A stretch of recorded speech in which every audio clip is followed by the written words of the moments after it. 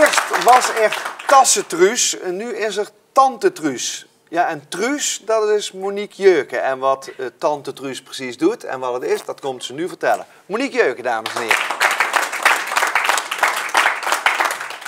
Ja, even voor mij, hè. Waarom de naamsverandering van Tassentruus naar Tante Truus? Dat scheelt 2 lettertjes. Ja, dat scheelt 2 letters. Het scheelt niet veel, maar het scheelt wel heel veel. Ik ben 7 jaar geleden met mijn bedrijf begonnen als Tassentruus. Ik maakte zelf tassen van oude vrachtwagenzeilen, van alles. En ik deed creatieve kinderfeestjes en workshops op tassengebied.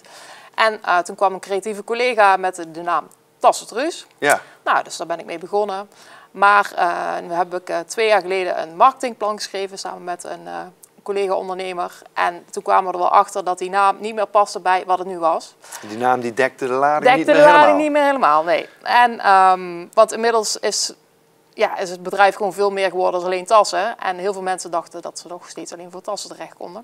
Dus toen zei ik van ja, dat wil ik wel veranderen. Alleen Truus moet blijven, want Truus heeft inmiddels een naam opgebouwd. En ja, dat kan niet, Truus kan niet verdwijnen. En toen ben je eventjes gaan broeden. Ja, het was heel even broeden en toen was het werd Tante Truus geboren. Ja, dus dat waren 2 stickertjes verwijderen, 2 nieuwe stickertjes. Of nee, heb je ook een heel nieuw logo? Dat was toch wel iets meer als 2 stickertjes. Er werd ook een nieuw logo en een nieuwe website. En, ja, en dat is dus Tante Truus. Ja. Even voor de mensen die het niet weten, waar is Tante Truus te vinden? Nou, Tante Truus is te vinden op een voor mij geweldige locatie. Want ik ben gevestigd met mijn winkel in het bedrijf, of het pand waar ik opgegroeid ben. Mijn vader heeft altijd een fietswinkel gehad. Ja.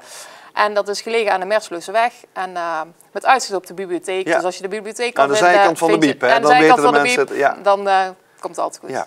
Maar waarvoor kan ik nou terecht bij Tante Truus, behalve leuke tassen? Want ik neem aan dat je die nog steeds verkoopt. Ja, natuurlijk kan ik steeds leuke tassen.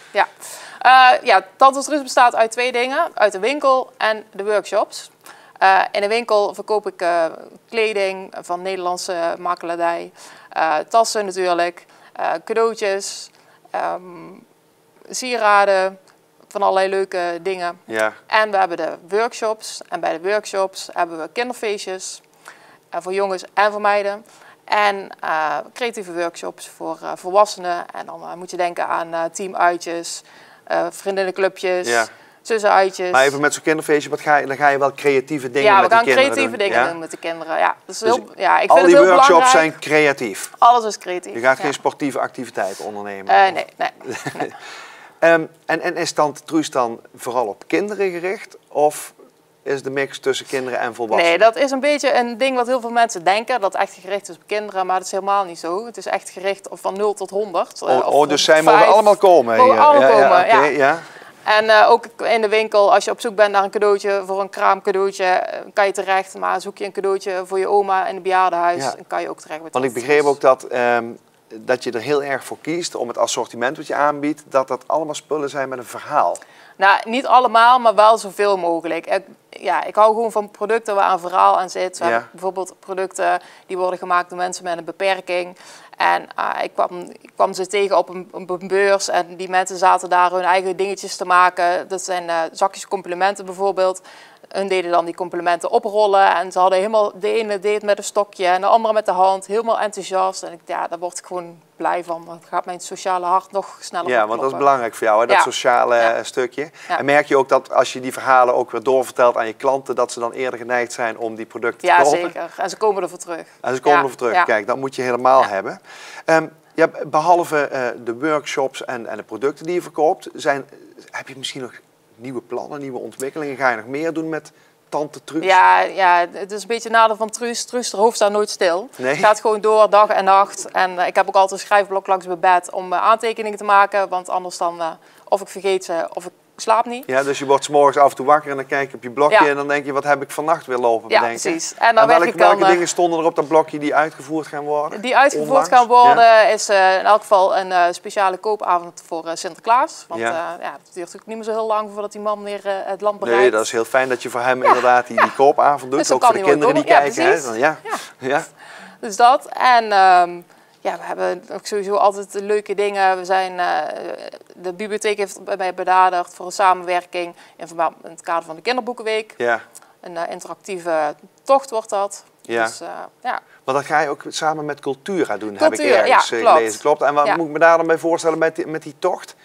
Het wordt een tocht. Het thema van de kinderboekenweek is Reis je mee. Ja. En het wordt een tocht vanuit de Schouwburg naar het Odapark. En op die tocht gaan ze alle werelddelen bezoeken.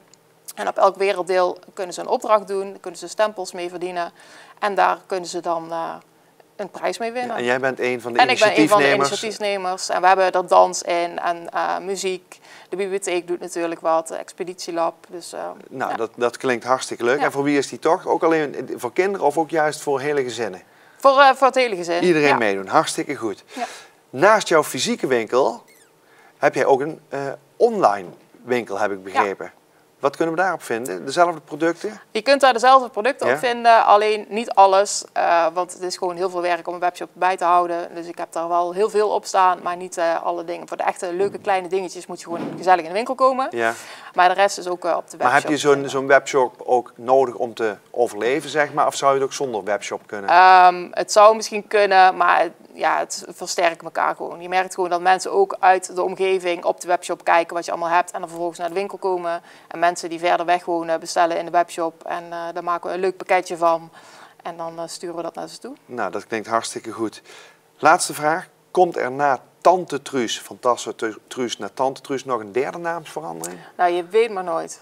Nee, want ja, zo creatief als jij bent. Ja, je weet maar nooit. Ik ben benieuwd wat er op dat blokje te vinden is over een paar jaar. Maar als je gaat veranderen, dan nodigen we je nog graag een keer uit. Ja. Maak een groot applaus voor Monique Jeuken. Dankjewel.